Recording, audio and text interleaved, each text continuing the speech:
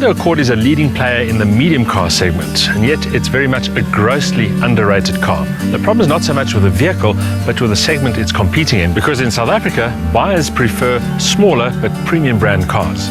Now, Honda have just spruced up the Accord, and of course they are hoping for a bigger slice of the South African market share. With BMW's 3 Series a prime rival, that's a tough task though, and the Accord also has to take the fight to the likes of the Mercedes-Benz C-Class with image and prestige the key attractions. The Audi A4 is another status-driven product that has become a firm favourite in this category, while Volkswagen's Passat is a more direct rival and has been as underrated as the Honda, although this latest version is more convincing than ever before.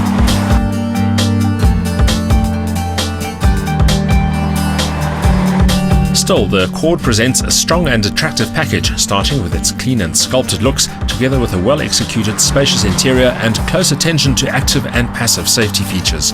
Less obvious are the composed road manners and the convincing dynamics. But the real question is whether this facelifted version will persuade more buyers to join the Honda fold.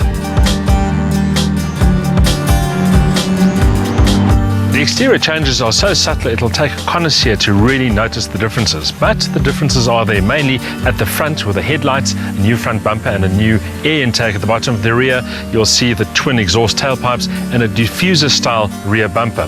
However, the overall look of the car is very much Accord, still fresh, still crisp, still very attractive. The classic 3-box sedan shape is low-slung and sporty, with a long and prowling nose, low roofline and a short high deck, emphasizing the car's athletic stance. The rear bumper now incorporates a subtle diffuser and twin exhaust tailpipes, although the vast expanse of colour-coded plastic can look a little bulbous and heavy-set. Still, the high and sculpted waistline and the narrow glass apertures emphasize the Accord's subtly wedged profile.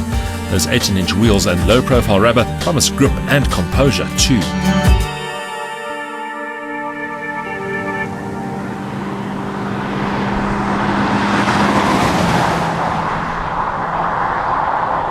There's nothing to complain about in the cabin, which has remained essentially the same. The key elements have remained in place. Good ergonomics, comprehensive standard equipment, and a tangible sense of quality. New for this spruced up model are darker finishes and more metallic accents. Also new are the model designations. This car is a top-spec exclusive, but buyers can also choose from the mid-range executive and the even more affordable elegance versions. High equipment levels are standard across all 3 variants, with the exclusive getting the full house treatment. The standard execution includes all the usual kit: electric windows, mirrors and seats, climate control, and a multi-speaker CD receiver with MP3 capability, as well as a USB connector that will work with flash drives and iPods. An overriding sense of space and quality adds to the feel-good factor.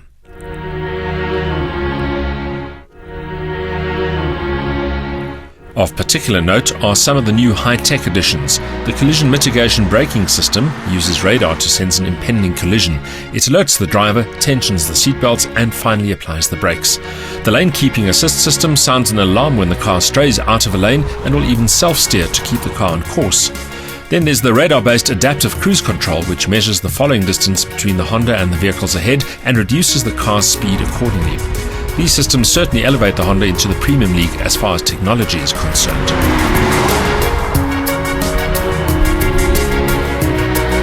One aspect of the Accord that hasn't changed is the engine. It's a 2.5-litre iVTEC unit producing 148 kilowatts of maximum power and 237 newton meters of torque.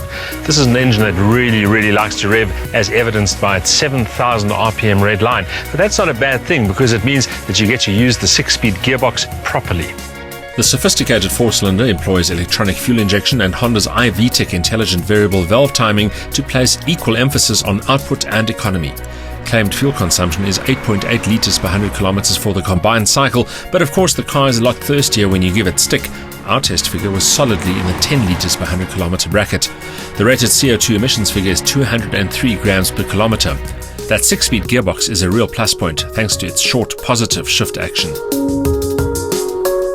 The combination of a high-revving engine and a short-shifting gearbox means that this car really enjoys being driven with vigor, and the performance figures don't disappoint either. 0 to 100 time 8.1 seconds, top speed 237 kilometers an hour. But what I really like about this car is the chassis. It has just the right combination of torque responses and decent damping, and while the steering feels a bit over-assisted, the rest of the package is very convincing indeed. In other words, the Accord manages to find just the right balance between comfort and response, ensuring an enjoyable driving experience without becoming too uncompromising on the ride quality front. In fact, the dynamic prowess of this car is perhaps its most underrated talent. That's surprising given Honda's reputation for cars with driver appeal. The Accord may be positioned at the luxury end of its segment, but it lacks nothing as far as spirited performance is concerned. Except for some tyre roar, noise levels are well contained, adding to the cabin's serene ambiance, while the presence of 6 airbags, ABS brakes and vehicle stability control add further motoring peace of mind.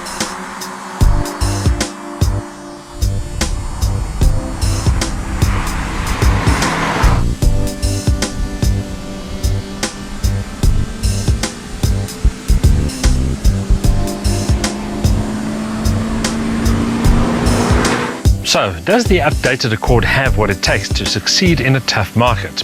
Well, it has sharper, smarter looks, more technology and a greater focus on aerodynamics. It's also still a sporty drive, and of course Honda has customer loyalty on its side. So, I think it's going to do pretty well.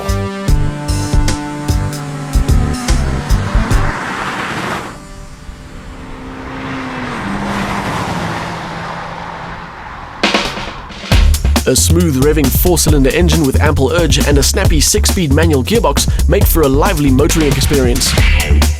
Add the subtle updates to the exterior, the smarter cabin and the option of some clever tech, and the result is an even better package than before. Pity the market trends count against it though.